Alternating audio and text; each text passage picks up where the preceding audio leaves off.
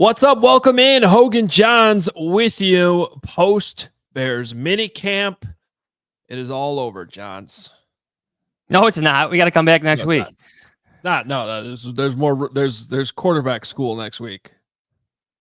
Quarterback school. Which that's what he called it, and I love it because I figured that's what it was about. I was like, why do they still need to keep going? Oh, it's just because they have this high profile quarterback, and they any opportunity they can have to get him more reps and more opportunity to learn everything, you might as well take advantage of it. So I love that they're doing it next week. 100%. Every minute that Caleb Williams can be at Hallis Hall at this time of year is a good minute. Time well spent. Shane Waldron will be there. His coaches will be there. So more time for installs, conversations, film, everything. Yeah, so there is one more rookie-only OTA. Well, there's actually 3 next week, but there's one open to us on Wednesday of next week that we will be able to go watch, and we'll tell you all about it and come back here and recap it for you. But for today, we're recapping the last 3 days, which was veteran minicamp. Everybody in attendance, ready to go. A couple guys were held out the last 2 days, which we can get into, but really no major hiccups. Matt Eberflus expects everyone to be ready to go for training camp, and we got an opportunity to see the full team together for what it is right now: shorts and helmets and no pads and all that. But it's always nice to kind of just get this basis, this baseline we can call it going into the offseason before they show up for the real thing in training camp. So we have a lot to discuss today. I'll make sure you're following us on Twitter at Adam Hoge, at Adam Jahns, and the show account at Hoge and Jahns as well. You can go to hogeandjahns.com to get all the merch, including that quarter zip that Jahns is wearing today. And so I'm a little in the dark on today's show. I like what we're doing here, but Jahns has 5 players. Is that what you came up with? 5 players plus Caleb Williams. Do you want to end this conversation with Caleb Williams, or do you just want to begin this conversation with Caleb Williams? I think you called this, when I mentioned the idea, a temperature check on some important players for the Bears this upcoming season.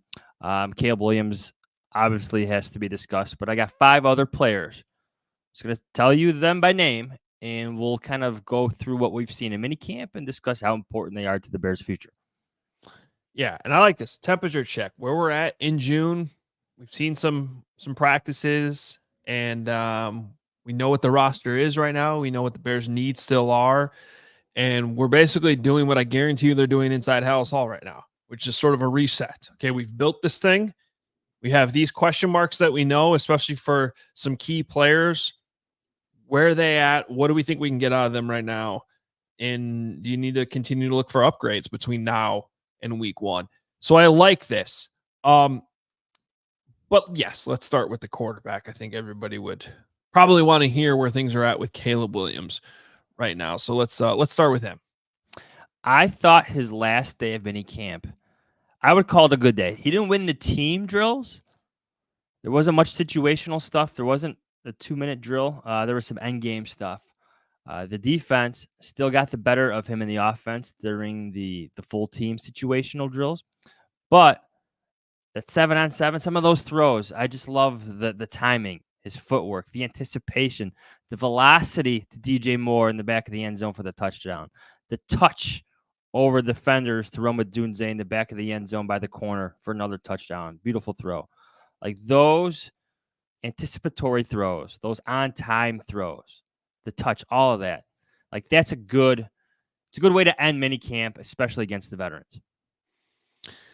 I agree. Yesterday was heavy red zone, almost all red zone, honestly. Yeah. And that always tightens things up, constricts space. And especially in 7-on-7s, I thought the offense did a pretty damn good job. I thought Caleb Williams fit some really nice tight window throws. The touchdown to DJ Moore was impressive. You can see that one. The Bears actually shared and posted that one. They did, yeah. And I to be honest, I actually, it's a cool video, but I actually thought it was even more impressive from our vantage point on the sideline, kind of seeing the whole play develop. And I thought the timing, the rhythm, and all that was really good on that one particular throw. So in terms of where I'm at with Caleb, I think I finally figured out how we should be looking at OTAs in minicamp because it annoys me when people say it doesn't matter at all. Because if it didn't matter, they wouldn't be doing it. At a minimum, it matters for the install and just putting together the system and all this so that they can hit the ground running when training camp starts. But on the flip side, perhaps the results don't matter a ton, if that makes sense. Like, it matters that they're doing it. It matters that we get to see it. But how much does it really matter? How much do the results at this point actually matter? And I think it's obviously a case-by-case basis. But I think I finally figured out how we should be looking at this. And it's almost like a pro day. It's almost like the combine, where just pay attention to the outliers, like kind of the extremes. Because it's sort of set up in a way that I think you should come out of it being like sort of confirming what you already know, which is sort of what these pro days and the combine is. But at some point in those pro days and combines, you're going to have these outliers. You're going to have this guy that ran a 4.21, or you're going to have, a disastrous pro day where you're just like, man, everything was set up for this guy to succeed and it went terribly. What happened? Why? And that's sort of how I feel about OTAs and minicamp at this point. And so taking that context and applying it to what we've seen from Caleb Williams, the first OTA practice we saw that was as bad as it was, I think that would have qualified as one of those outlier days. We're like, well, wait a minute. That was a little extreme to the point that it was a little concerning. And if that had continued through what the rest of what we saw, then I think we'd be having a much different conversation. But from that point on, to me, everything's sort of gone as planned. Exactly how it's kind of like Caleb's pro day did. And I was there at USC. It's like, okay, check that box. And that's how I sort of feel about this. He has checked these boxes. The one concern that's come up consistently this week was the cadence issues. I don't even think it's that big of an issue. I just think it's a guy who hasn't done verbal cadences in a long time. It's just a talking point for this week. Yeah. And then if you want to look at an outlier on the positive side, I just think some of these throws he's had are just incredibly impressive. And you see the creativity that you're like, that's different. That's not something we've seen before from the quarterback position. And I'm not just talking about Jay Cutler's rocket arm or Justin Fields' athleticism. Like, there's been things like that, but I'm talking about the type of throws you've seen Caleb make in college, and that already starting to translate to the NFL in these practice situations. So I guess all of that was a long way of just saying, I think he's checked the boxes to this point. I think he's on schedule. I don't think he's far behind. I don't think he's too far ahead. I think he's right where he should be right now. And nothing that I saw in the practices we've been able to see so far, Jahns, has me leaning one way or the other off of the high expectations that I obviously have for this kid for how good I thought he was coming out of USC. And he shouldn't be. He's allowed to have bad days of practice, and one of them just happened to be the one day that the media was there. Yeah. Just fittingly. If you listen to some of his teammates, they were like other really good days. We just happened to catch one of the tougher days, and he's allowed to have those. You want him to actually have those in these settings. It's how he's going to get better. This has come up in the chat. This has come up on Twitter about that touchdown to DJ Moore, because it looks like him and Keenan Allen are very close to each other. I think it's just a misleading angle. If you would have saw the play live, like even if you look and rewatch that video again, like Allen's kind of already facing the other way. Trust me, they weren't that close. I think it's just the end zone corner angle that the Bears video team had on that, so don't worry about that. I want to bring up one other play during that drill. So 7-on-7, red zone. The timing of this play was off from like the start, where the players weren't aligned right. They have to get everybody. Caleb Williams has to correct some players. Shane Waldron has to help. And that's fine. It happens at this time of year. You have a lot of new players learning a new offense under a new offensive coordinator. That's going to happen. I think he even turned around and Tyson Bagent was helping correct. Yes. Yeah. I think we're talking about the same play. So the timing's off from the start. Caleb Williams ends up scrambling to his right. And he's already like frustrated by this, but He throws an absolute laser right into the chest of Steven Carlson. Steven Carlson is your third tight end, maybe a bubble player, because there's a lot of tight ends playing with Cole Kmet out right now, right? Or missing the last 2 days of practice. Right into the chest. And where I was, Caleb Williams is now coming towards our sideline, and he seemed frustrated by the whole sequence. He just threw a touchdown, like an absolute dime laser through coverage right into the chest of Steven Carlson, through defenders. That's against the starting defense. Impressive throw. But the whole sequence, I think, frustrated Caleb Williams because they weren't on time. I think he wanted to throw it earlier. But to your point about arm talent, another example right there, because there'll be opportunities for Caleb Williams to scramble in real games and practices come training camp, and you'll see what he does. It's full of his tape. It's on his tape from USC. And I just thought it felt noteworthy that great end to the play, but frustrated because he still has to get better at the start of that play. Like something felt off, but he still finished well. Yeah, I love his competitiveness and how serious he takes these things. Both when he has a great play, you see the swagger, you see some of the celebration, and then you see the high standards he has for himself too. That is a great way to put it. When even though it ended in a touchdown, he wasn't happy with how the whole thing went. And it just, the vibes are good. So the temperature check on Caleb Williams, I think is in a good place right now. It's right where you want it if you're a Bears fan and you're extremely excited about number 18. So he's passed this test so far. Who's next? Safety, Kevin Byard. Ooh, this is a good one. So, yeah, for everybody watching, listening, I don't know who Jahns is about to bring up here. I don't know who the players are. I haven't done any prep on this because I think getting that kind of raw temperature check is fun here. So I love what I'm hearing about Kevin Byard so far.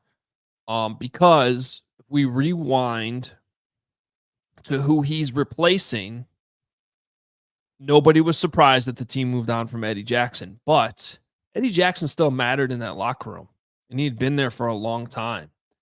And I think so when you hear Ryan Poles, and he's mentioned this now multiple times in the offseason, talk about how Kevin Byard was somebody that sort of fell into their lap, that they weren't necessarily expecting to be able to get until the Eagles let him go. And then he's come in, and everybody has been raving about Kevin Byard as a leader, as somebody whose voice has been immediately respected in that locker room. So from the standpoint of, replacing Eddie Jackson's leadership or importance and voice on the back end of that defense, man, that has been seamless so far. And then we're also talking about a guy who's been extremely durable. So, and you obviously don't want to jinx that, but that's what his resume is. And so even if you're going to have concerns about, him holding up, well, so far there really hasn't been a problem. And all we've seen is him out there and performing. So I think I think the temperature check on Kevin Byard so far has been really, really good. You can't talk about the success of the Bears defense in team drills and in 7-on-7s without mentioning Kevin Byard. Mm-hmm. He had an interception this week, and you just see the steadiness. You see players drawn to him. You already see like the instant chemistry with Jaquan Brisker. And I don't think we're exaggerating this by any means. It's pretty evident, especially when you start to listen to Eberflus and other coaches and other teammates. You hear it in what they're saying. And sometimes, look, it's a veteran who maybe didn't have the best season, but he's entering a better situation. And I think that helps him. He helps them. And I think like the two are kind of working together. Am I making myself clear on that? Like this is a great situation for Kevin Byard too, where he doesn't have to be like a superstar every single play. He's got Brisker. He's got Gordon. He's got Jalen Johnson. He's got Tyreek Stevenson. He's got Tremaine Edmonds. He's got Montez Sweat. Like, it's good defense. It's a lot of talent. You don't have to be a superstar, but you could probably make superstar plays because those opportunities could be there because of your teammates. So I think it's a good situation for him, and he helps improve that situation. Are you saying that he's not being traded mid-season to a defense that has Matt Patricia being thrown in there awkwardly as the defensive coordinator in a power struggle? Are you saying that It, this is a better situation for him? it might just be. I think that's a pretty controversial take there, Jodsy. Yes, might just be. All right, this one, I like this one. Next player, the punter, Tory Taylor.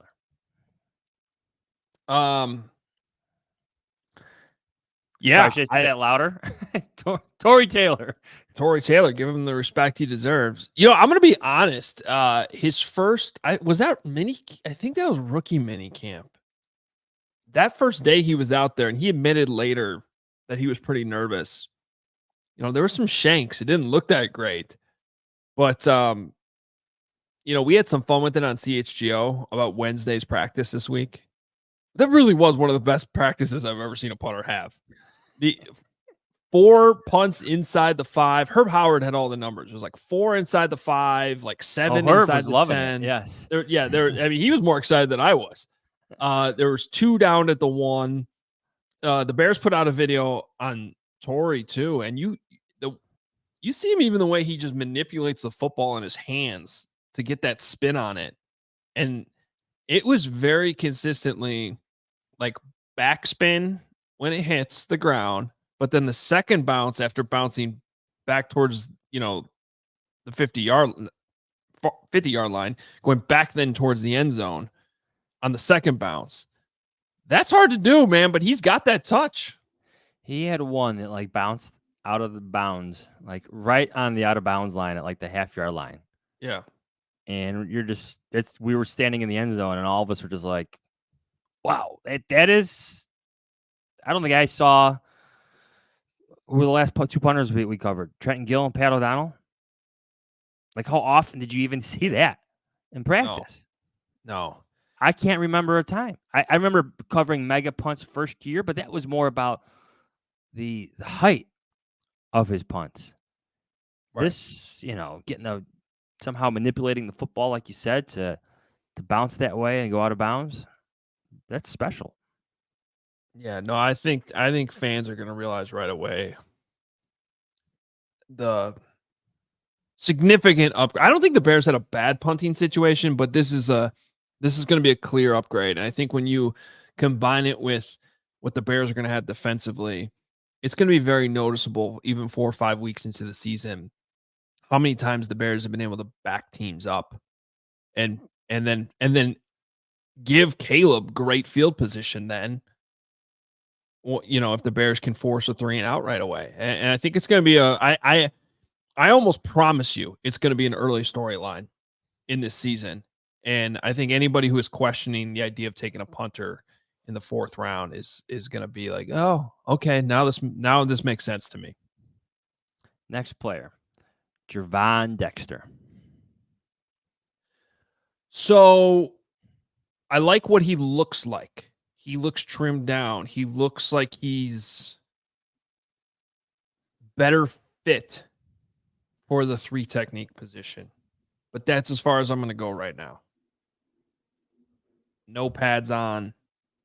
Tough to truly get an evaluation on the get off and things like that until we're able to really watch with pads on. Even the preseason games, they're a little bit too. So, yeah, I'm no negative so far in Gervon Dexter, but that's as far as I'm willing to go right now. He is one of the most interesting players come training camp. Pads are on, like you said, and everything is going to be ramped up for him. In these drills, these team drills, you saw the defensive line like purposely stopping their rush. They were told to stay away from the quarterback.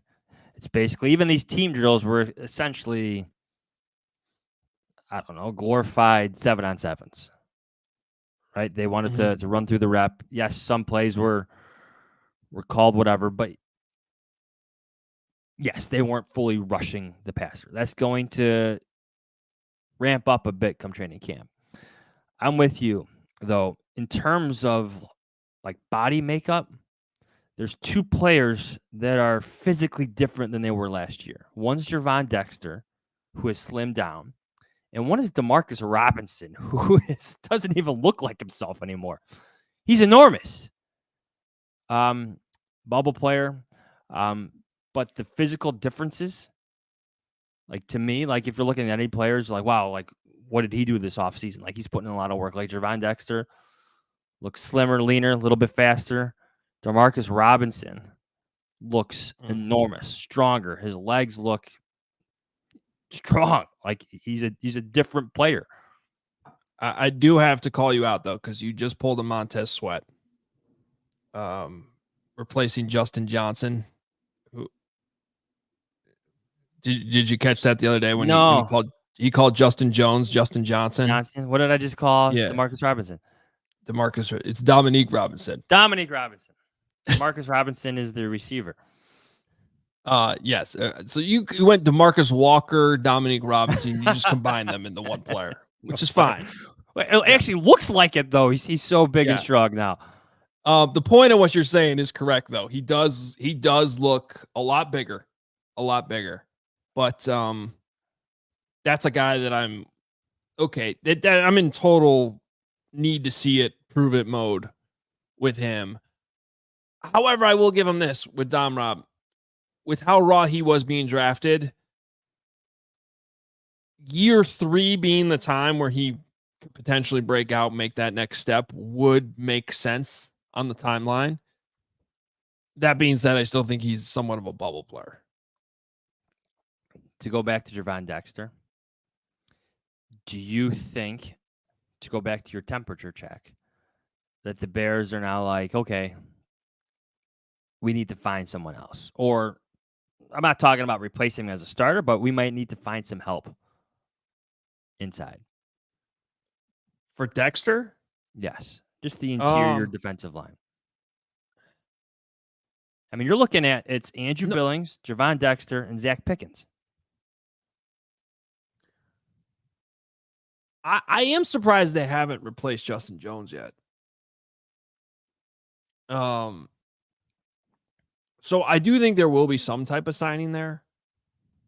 But I think the Bears have kind of made it clear how they feel about Dexter at this point, and that they didn't go out and make a huge splash there. So I think there will be depth added? Yes. Do I think that I don't get the sense that they're concerned about him being that guy here. So and really, what are your Calais Campbell still out there? Can DeMarcus Robinson play defensive tackle? Maybe DeMarcus. Is he still in the league? I don't know. That was Marcus Robinson's nephew, I believe. Okay. Receiver, Bears receiver. Yeah. It's all coming full circle. There you go. Sorry, Dominic Robinson. I feel bad, but he looks physically imposing now. Yeah. But those are kind of hand in hand too with Zach Pickens in terms of the depth. You can make an argument that maybe part of the reason they haven't spent even depth money there is because they like what they see in Pickens. And I thought Pickens flashed a few times during minicamp and OTAs. But again, it's the defense is such an advantage right now when they don't have pads on that. But there were a couple clear wins, like one of those that were like, okay, that actually does translate to Sunday. That was a straight up one-on-one win, pads or no pads, because of how dominant it was. And so I think Pickens, I liked how Pickens flashed, but that's another one where it's like, okay, let's see the pads on. Let's wait and see what this really looks like in August. Next player, Tevin Jenkins.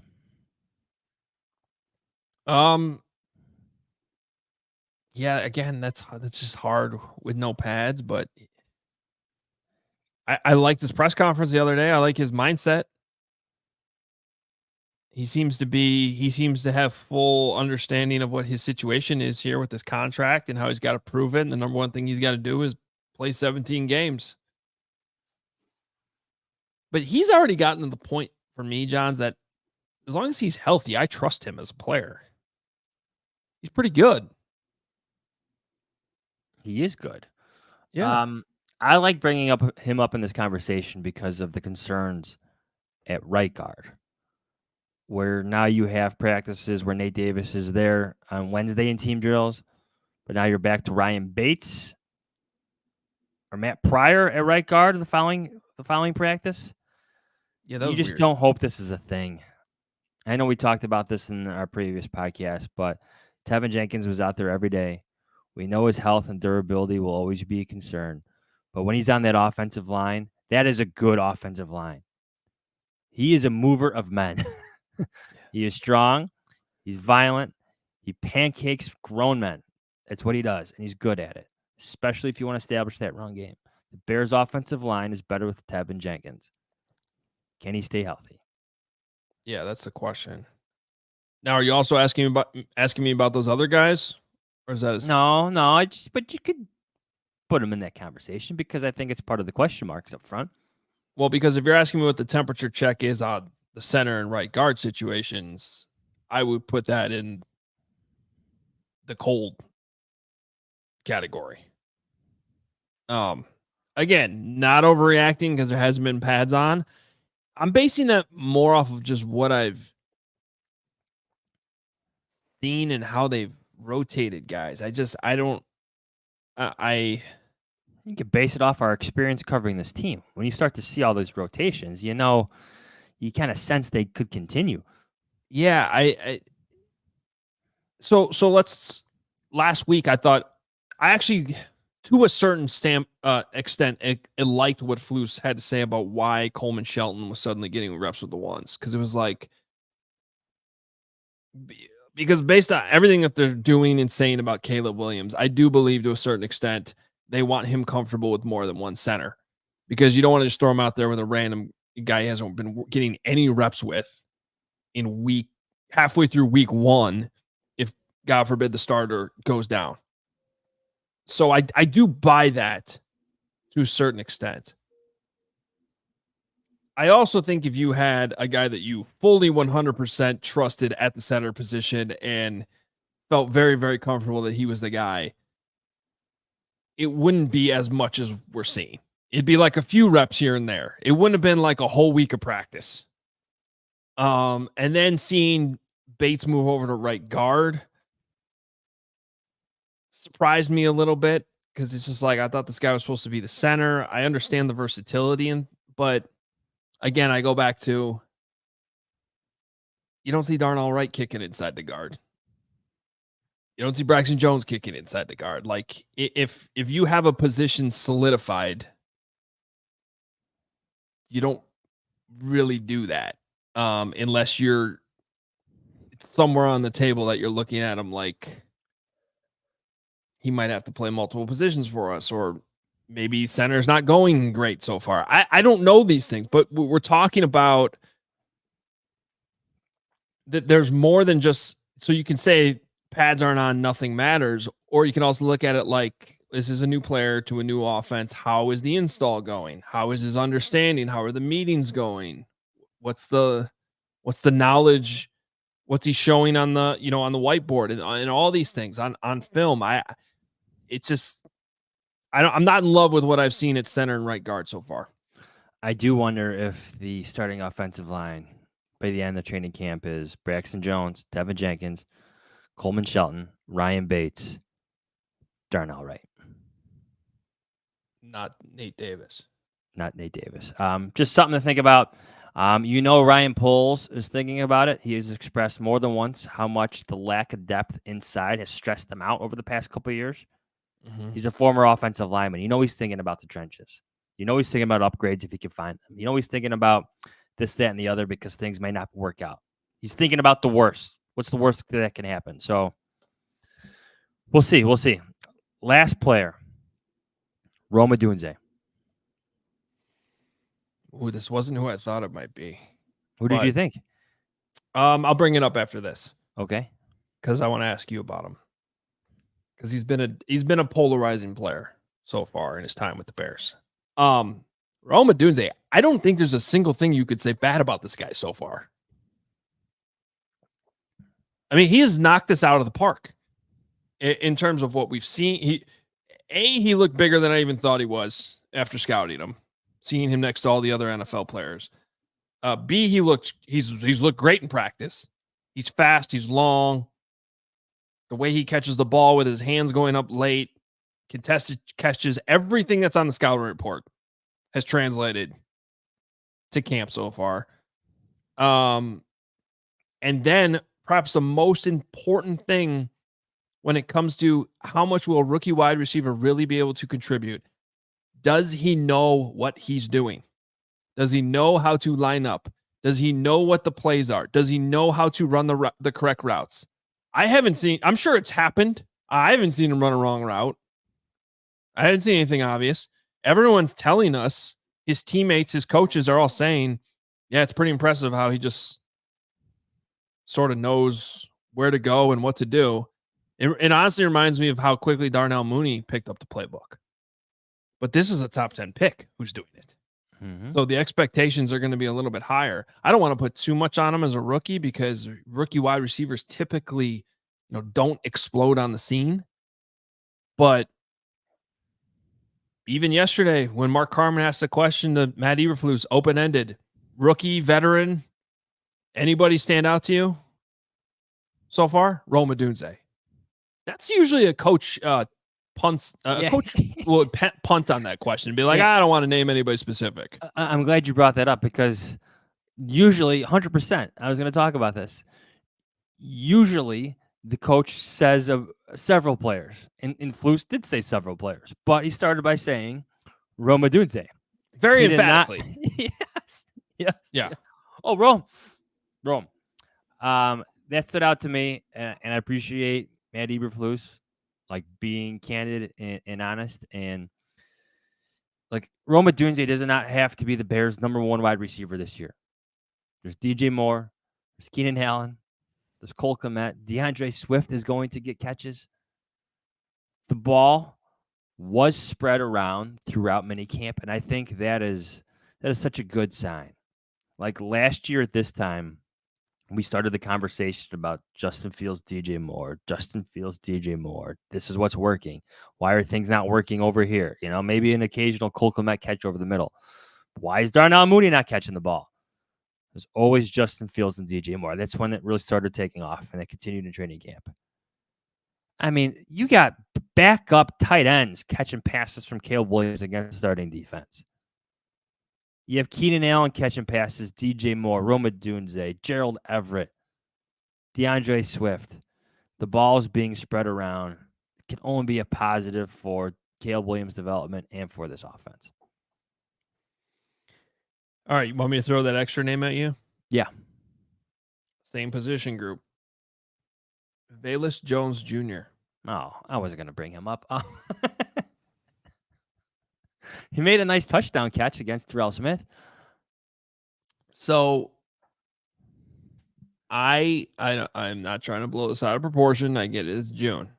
But if you had asked me about Velus Jones Jr., I would have told you I like what I've seen so far. I think he is I've been watching him. The biggest reason why I've been watching him is, quite frankly, had this kickoff rule not changed, I would have almost put him in as a lock not to make the roster. Maybe not quite because he is such a good kick returner, but nobody's benefiting from a job security standpoint from the new kickoff rule more than he is, in my opinion. But he still needs to prove what he can do offensively if he wants to feel really secure. So that's why I've been watching him. And I think he's been pretty decent so far. He had a couple nice deep catches from Caleb Williams the last few days, including a touchdown on Wednesday. He had a really nice route sort of downfield and an out yesterday. The route running looks like he's been working on it. And I'll even say this, I was watching him catch punts, which is not necessarily something I want to see him doing. But at least in practice, with the wind being the way it has been at House Hall, he looked more comfortable to me doing it. So, yeah, just June, but something to keep an eye on. That I didn't see him dropping balls in camp. I didn't see him struggling catching punts. And I do think that as a kick returner, I mean, the numbers prove it. He's pretty good doing that. And with the emphasis on it, ask me right now. I think he's on the team. As your fourth, fifth receiver, returner, Yeah. special teamer. There was a drill the other day in practice. I'm not going to get overly specific. They're running this over and over. And it would seem to be a play that you would typically use Velus Jones Jr. in or have in the past. And I did not see him once go through it, at least not with Caleb Williams. And that felt notable. Now, it's only minicamp. I know I'm not giving the full details on what the actual play was, but he's done it in the past, but he wasn't doing it this time with Caleb Williams. That felt notable. If, at the very least, that shows you that he's moved down in Shane Waldron's book as opposed to Luke Getsy's book. And that's going to happen when you add players like Rome Odunze. Yeah, I mean, it's you know gonna what I'm be talking about though from that practice. Yeah, I think so. Yeah. I think I do. Yeah, because from the Tyler Scott, Dante Pettis, Velus Jones standpoint, they've all been pushed down by the additions of Pettis and Rome Odunze. And I don't know that, like, if Dante Pettis ends up being your punt returner and Velus Jones ends up being your kick returner, but neither are really on offense that much, even with the new kickoff rule, it seems tough. That almost seems like it would put Tyler Scott in danger. Although I'm not predicting that. He's only going into year 2. I wouldn't imagine that they, punt on him. But that's going to be interesting to see how that plays out in the preseason, especially with this new rule. Because I don't know that even these coaches know how this is going to play out with the new rule. That's why I think it's good they're having that joint practice with the Bengals. I mean, that's after 2 preseason games, so you have some sense of what's working, what's not, what type of body types, what type of speed you want on those lines. Extra experimentation. I mean, Flus said that himself. Yeah. Rome Odunze can punt return. And maybe because he's not your top wide receiver, it's something you actually consider. I don't know. We'll have to see what that all looks like. All right. Anybody else, or is that it? That's it. That's your 5. All right. That was a fun exercise. Hope everybody enjoyed it. We will be back next week with an episode, probably after. We'll have one episode next week. We might as well do it after the OTA that we see and whatever gets talked about at House Hall. Rookies only. Another opportunity to see Caleb Williams. And seems like it'll be a Caleb Williams centric type of practice. QB school, as it was referred to by the head coach yesterday. So yeah, look forward to that next week. Make sure you're following us on Twitter. In the meantime, at Adam Hoge and at Adam Jahns. You can read all of Johnsy's work in The Athletic. TheAthletic.com/Hoge and Jahns is where you go to subscribe if you're not already. And you can, of course, find me at CHGO and allchgo.com. We will have another show, as always, on Monday at noon on CHGO, and not going anywhere from that standpoint. So plenty more Bears coverage coming your way, including from the final OTA next week at House Hall. We'll talk to you then. We'll be there. See ya.